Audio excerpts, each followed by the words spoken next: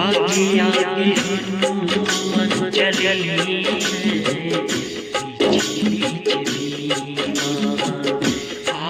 आगे हनुमान चली पीछे पीछे भीम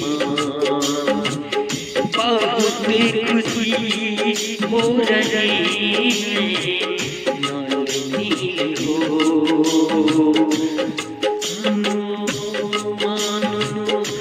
जाके खबर भरतू जी को सुनाए राजा हुए नगर में डंका बजवाए राज तिलक की हो रही तैयारी सब अयोध्या नगरी में बहुत खुश हुए।